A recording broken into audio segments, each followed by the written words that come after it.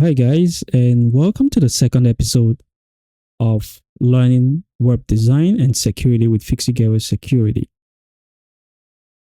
This week's episode, we have something very interesting to introduce you to before we get properly into building various web applications or diving deep into various aspects of frameworks that are used to build web application.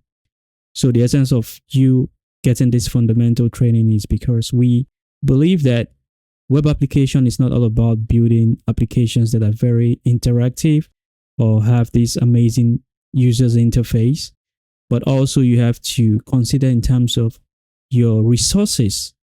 When we talk about resources here, we're talking about the hosting services or the hardware that are used to provision these various websites that you're building for your clients to ensure that the user's experience trying to access this various website is very smooth, and of course do not have to experience any lag in network communication or trying to access these resources. So this week episode, we tagged it Understanding Web Server and its Structure. And after this training today, you'll be able to confidently tell yourself that you know the ins and outs of the foundations of building a web application, irrespective of the framework or the type of applications you're trying to build. You will be able to confidently say, okay, now that I want to build a web application, what is the next stage or what is the next step that I need to take in terms of provisioning the hardware resources and, of course, the various software that needs to run this web application. So with that being said, let's commence this week's episode and, of course, give you an insight of what you need to learn today. So for the course outline this week, we are focusing on 3 points. The first point is, what is a web server? You understand the definition of a web server from the structure of a web server, not from the books, like how people define web servers, okay? You know, when you try to read a lot of definitions online, you tend to see that everything has to do with a repetition. Like people are just cramming stuff and putting it out there and not based on one-on-one experience in terms of what they are defining, you know, which they have in a way experienced those things and of course deduce their definitions from such experience. So today, after you're able to listen to this course and training, you understand the definition of a web server, and when people talk about web servers, you know what they are referring to in terms of the terminology called web server. Then after that, we'll be moving on to diagram of the basic structure of a web server. So here we want to break down the components of what makes up a web server, and the essence of breaking it down also is for you to understand the type of hosting you will be needing when you try to build a web application. So why is this very important is that, like we previously said, when you build a web application, you have to consider that users will have to interact with these web applications.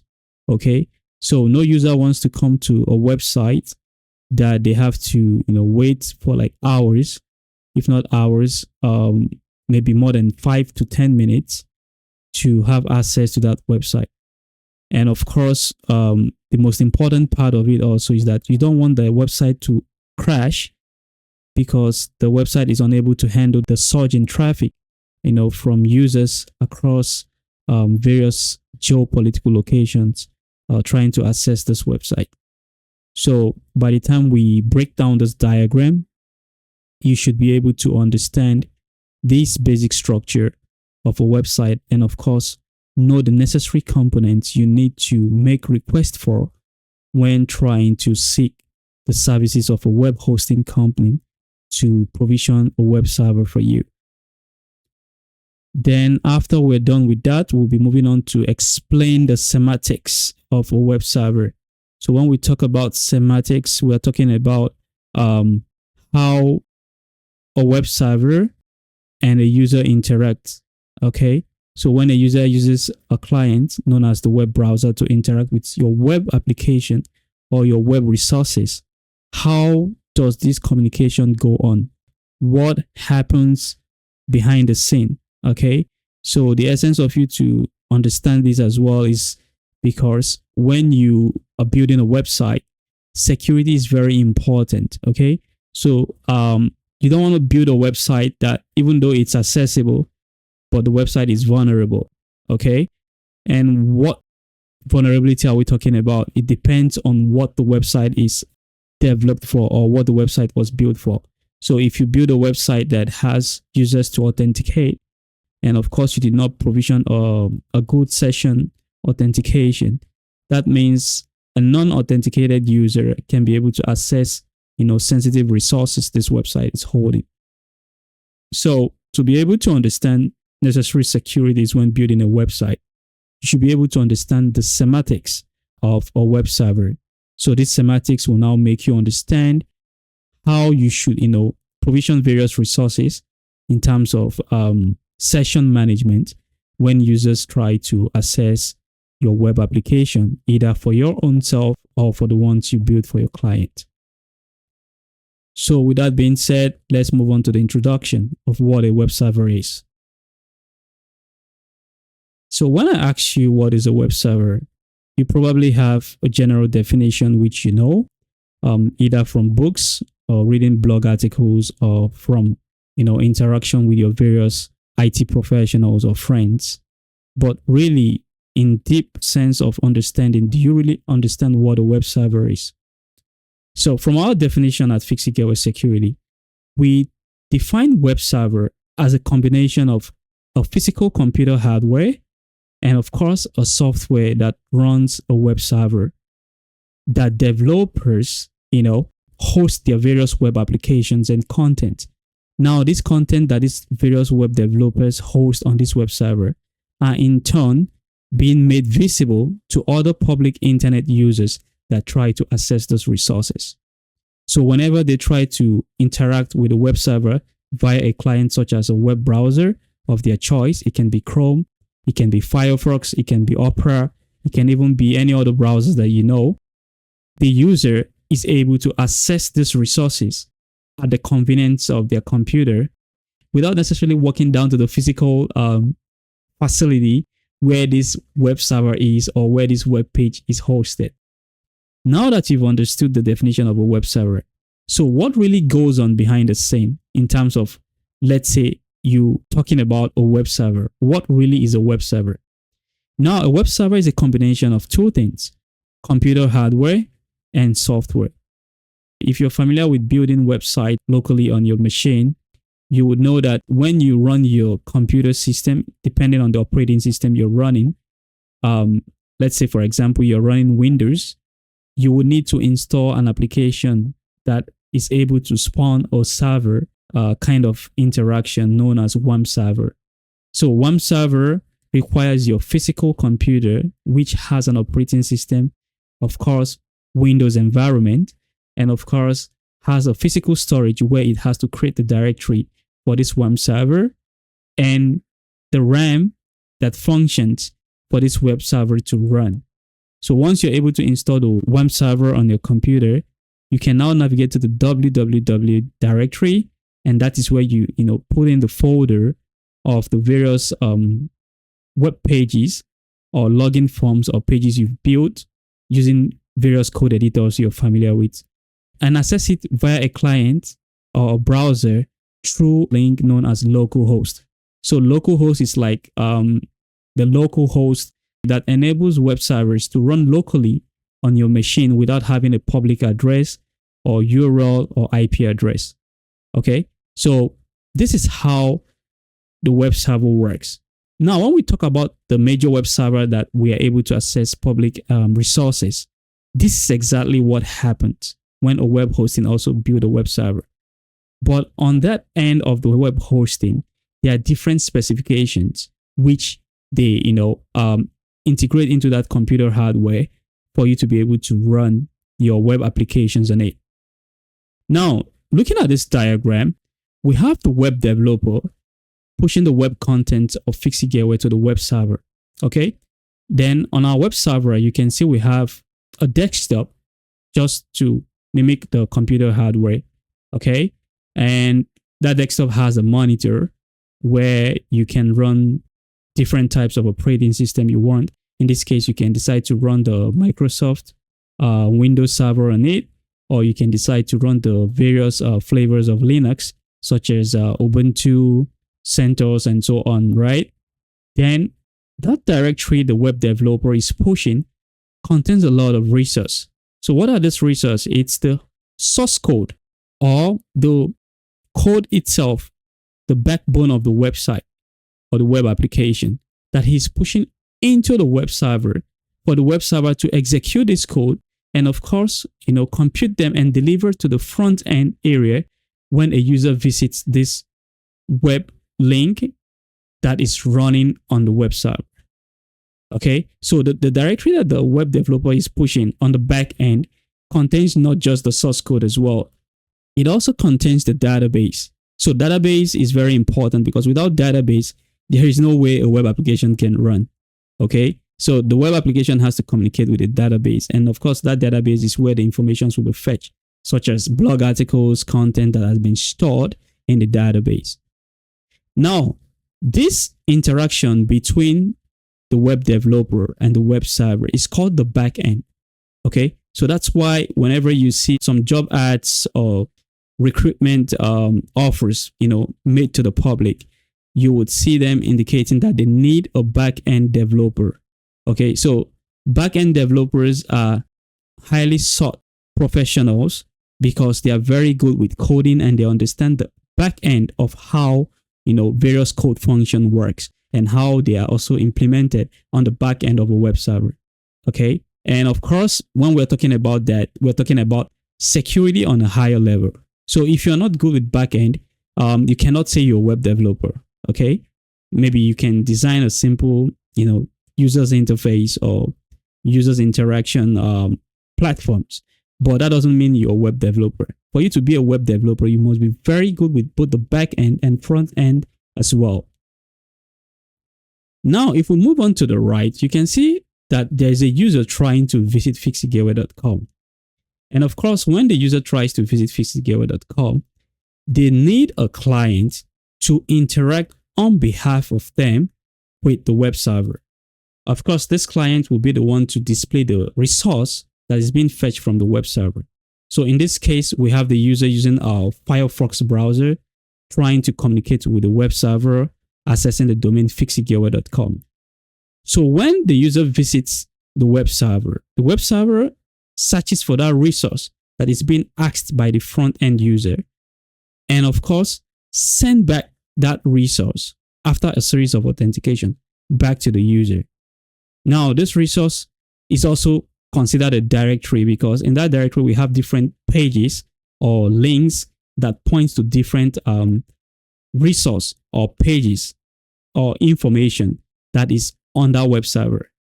Now, when the user views this information, they are not able to see the code, implemented by the back-end developer, except there is no proper security implemented, whereby the front-end user is not able to access the root directory of the web server.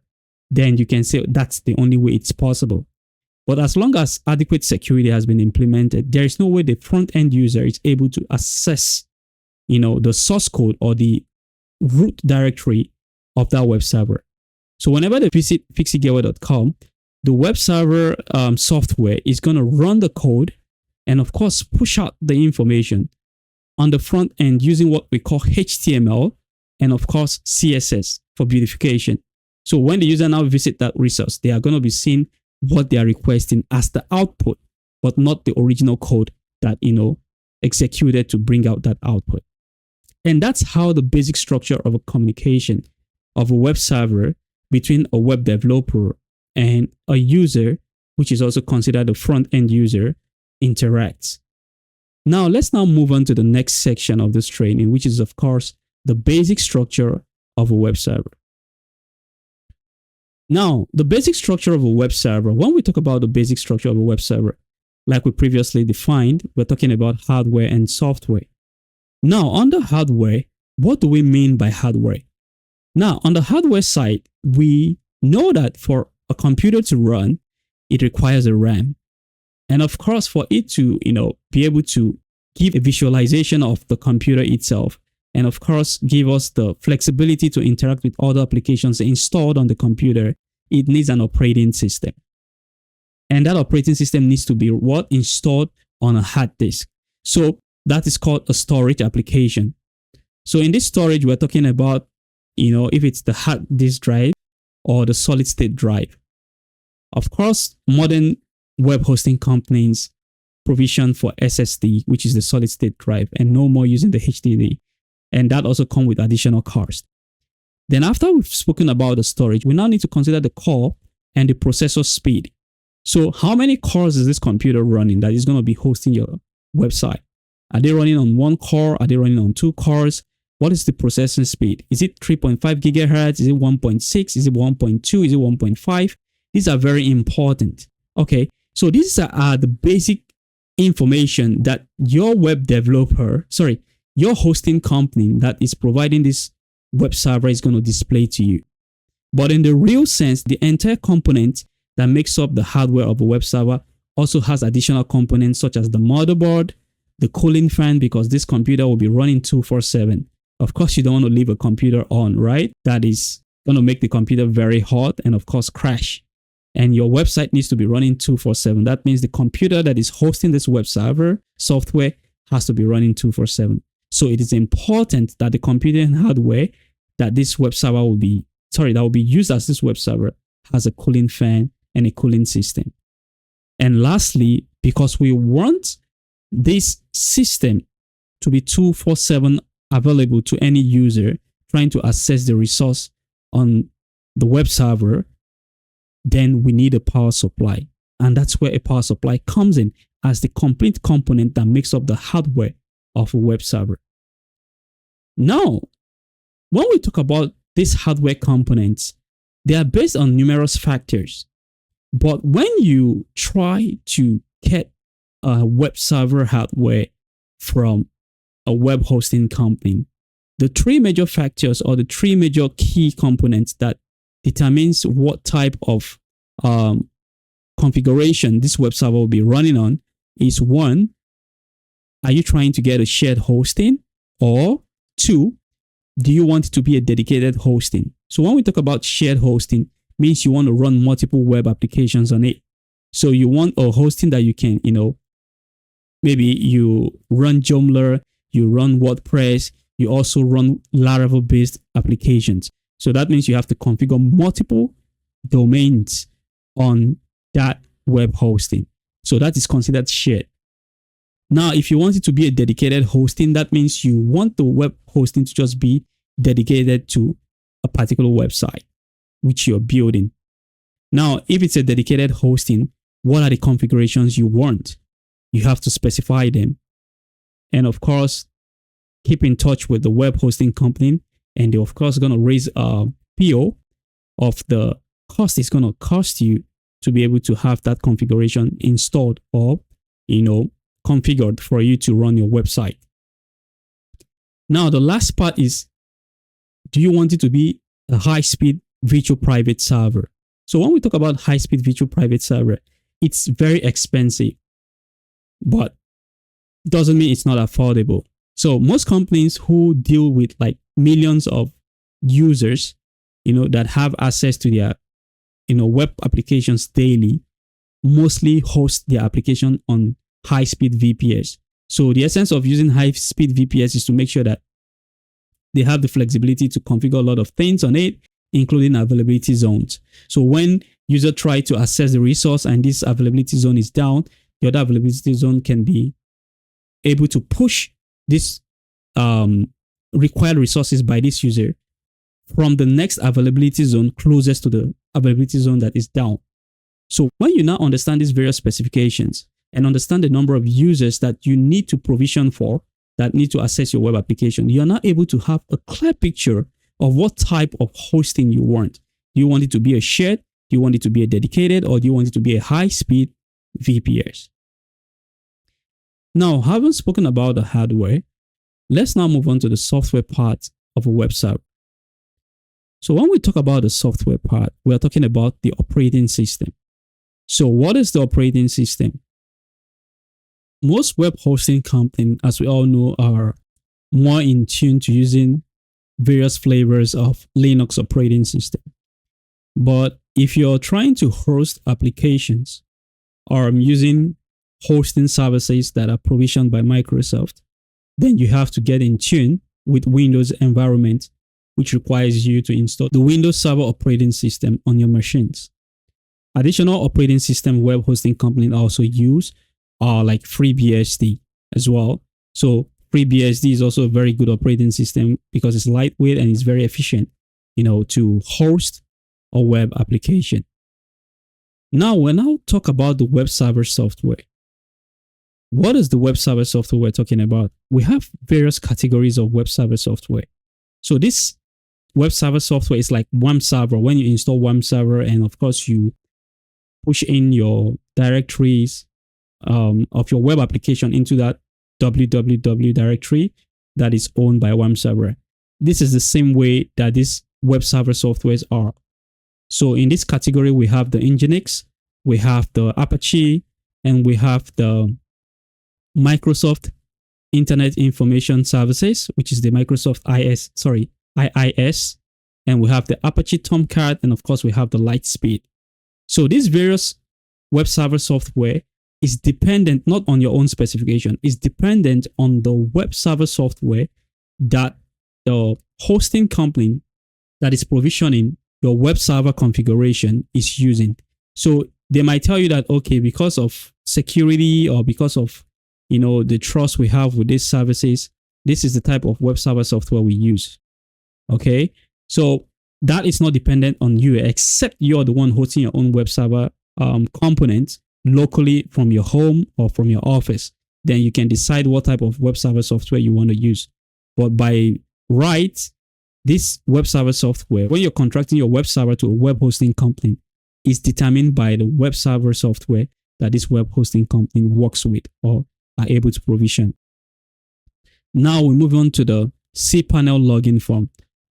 Under this software aspect, the cPanel login form is the very vital component every web hosting company does provide for its customers or users. Of course, they do this because they don't want you to be directly interacting with their, operating system and their environment, right? So they are only able to configure this cPanel to display information that are necessary or that are very important for you to be able to visualize or see. So that's where you get to see things like supported frameworks. Like if you log into your cPanel, you will see, one click to install Joomla, one click to install WordPress, one click to install Wix. Then at other sides of the tabs or menus, you will be able to see the type of protocol. For FTP, we have the SFTP, right? So you'll be able to see the SFTP, which is the secure transfer protocol. The secure file transfer protocol. You'll be able to see the type of database you're using, which of course the common database is MySQL. You're able to see the PHP version that your web server is currently running. Is it running PHP 6, 7, and of course the current one, which is 8. And so on. Then other menus, you're able to see the domain names. So if you're using a shared hosting, you'll be able to see the list of domain names that has been configured on that shared hosting. Okay. But if you're not using a shared, hosting, then of course you're just going to see the only domain name that is tied to that web server. Then other sub menus you're going to see is the certificates it supports. So modern web applications, as we all know, uses certificate. So the certificate is a form of cryptographic protocol that is used to sign digital certificates, to ensure that the resource or the website is coming from the legitimate source or the legitimate web server. So these components all put together make up the software aspect of the web server. It is important that you are able to understand these components in the hardware and the software, because with that, you are not able to understand the type of services that you need that's able to cater for the number of users that are going to be, visiting your applications. Okay. So for example, imagine you go and take the hardware side that has to do with 1 GB RAM. And of course, you chose HDD 5 GB size, and you choose a core of 1 core and of course a lesser processor speed. Then on the software side is running a very, very, very heavy database of MySQL, and of course running Nginx, and the operating system is like, let's say, Windows. That means the web server is totally meshed up. It's going to be very meshed up when the user tries to visit, because the resource that you provision to run the software aspect of this web server is not sufficient enough to power up the web server. So that is why we're trying to expose you to this hardware and software component that make up a web server, so that by the time you're building an application, you don't just build a web application that your customers or clients are going to love, but they will be able to have good feedbacks from their various customers and users who try to access this resource, all because they have an efficient and fast, web server that is hosting their web application.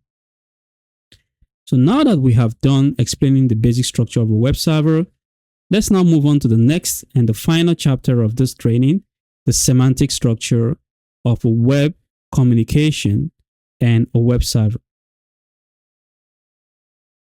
So on the semantics of a web server communication, on this image here, you can see that we broke this image into two separate segments.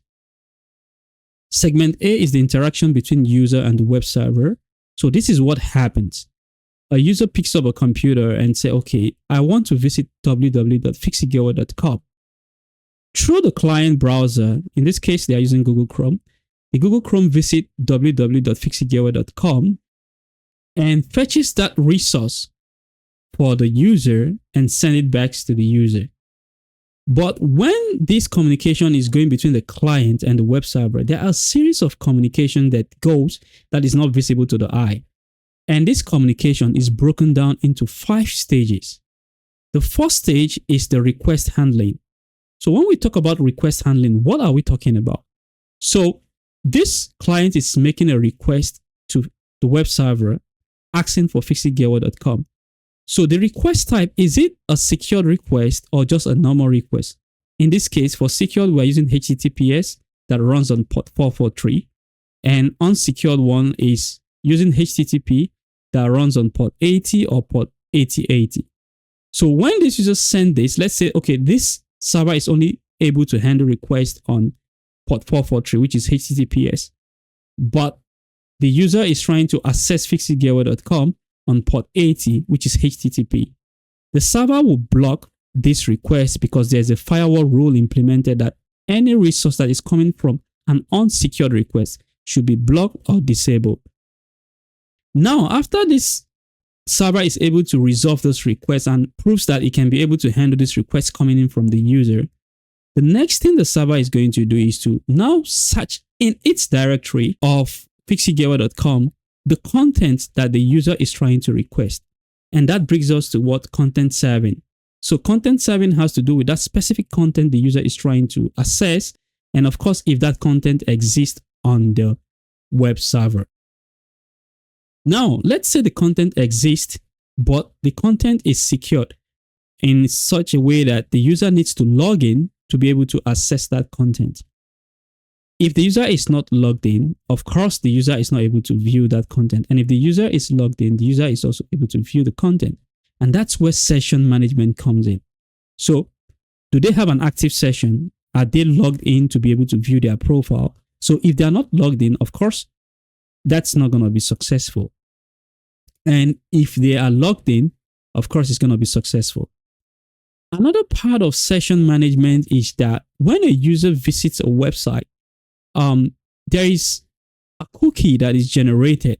So this cookie is generated in form of IDs that tailors the interaction between the client, which is the browser, and of course the communication on the web server. So whenever the user tries to access various resources, as long as that connection is active and their browser is still on, with that ID, the web server is able to identify that client's request and of course push that resource once more again, without needing to go through the rigorous step of establishing a new session. And this session would always be active until the session has been terminated or the cookie has expired. So let's say I'm trying to visit fixitgearware.com and I just, shut down my web browser. So that session has been terminated, right? So whenever I power up my web browser again to visit fixitgearware.com, a new session ID will be generated to be able to establish that connection between my web browser, which is also known as the client, and the web server, which hosts fixitgearware.com. Now we move on to the fourth part of the communication, which is the certificate and security. In this segment, we're talking about the secure socket layer or the transport layer security. Okay, so previously when we were advancing in security in the web development industry, we used to use SSL, and SSL then was 2.0 and the last one was 3.0 if I'm not wrong, before it was so vulnerable and web development security decided to move on to TLS. So the transport layer security has a lot of version, with the latest version being version 1.3. So it's a cryptographic protocol that is used to sign the digital certificate that is assigned to that particular website, in this case, fixitgearware.com. So let's say this user is trying to visit fixitgearware.com, but the resource is not fetching from fixitgearware.com. When they check, there's this secured key to tell them if this connection is, secured or safe. If it's not there, it's going to tell them that, okay, this is not from the original source. There has been a compromise. So do not expose your credit card. Do not expose any sensitive information on this website. And that's the importance of certificate and security. Now, the last part of communication is what we call the error handling. So what is the error handling? Error handling has to do with this resource that is being asked or that is being requested by the client and its rights or authorization access with the user trying to access this resource. So let's say, for example, this user is trying to access our .ht access file, which of course has a much more secured configuration, right? Let's say we have it on our web server, not on a different location where it's safe. It can, pop this error handling code at 404 or 403. So it can be 404 not found or 403 it's forbidden. So this user will be prompted with this, error handling status code that, okay, this resource you're trying to access, it is forbidden that you access it, except you're the system administrator. Except you're the server administrator. And in other cases, if this resource has been redirected to another link or another page, then the user will be getting a 301 redirect that, okay, this resource has been redirected to another location. So error handling between the client or browser that is communicating with this web server and trying to fetch this resource basically has to do with what status code. If the resource is available and the user trying to access that resource is allowed or has the rights to access that resource, then they should be seeing a 200 OK, which means that the resource is alive and it's available and the user can be able to view this resource. And that is it about the semantics of a web server communication. So with this semantics right now and what happens under the hood, when you're building a web application, you should be able to understand how to provision security. This aspect of web application building is very important because now you want to ensure that your requests are always secured, the contents are always available for the users to view. Of course, there should be a session management that times out when the user is no more active on their client or the web browser. This is to ensure security and prevent browser hijacking. And of course, you want to implement certificate and security because it is very important that when users visit your website, they should feel safe and know that they are safe, without being compromised. And the last part that it is very important that you have an error handling that indicates what the user needs to do should in case this website is not visible or if the resource they are trying to access, they are not eligible to access such resource. And with that, we have come to an end of this week's episode of Web Development with Fixitgearware Security. And we believe with this training, you've been able to understand what a web server is, the components that makes up a web server, how these components are provisioned based on hosting company services and developers' demands, and of course, the semantics of a web server when interacted with by a user. We want to say thank you for watching this content and expect more things coming before we get proper into our paid courses on web development, where we'll be showing you a lot of things on how to build web applications that are not only secure, but are also efficient in terms of fetching this resource whenever these users try to access them. And most importantly, the users are able to have a good user's experience, because whatever you do in building web applications, you don't just factor the resource, you also have to factor in the user satisfaction. And with that, you'll be able to confidently say, okay, I can build not just a web application, but I can also be able to build and secure a web application efficiently. And that's how you understand the concept of the basic structure of a web server and what a web server is.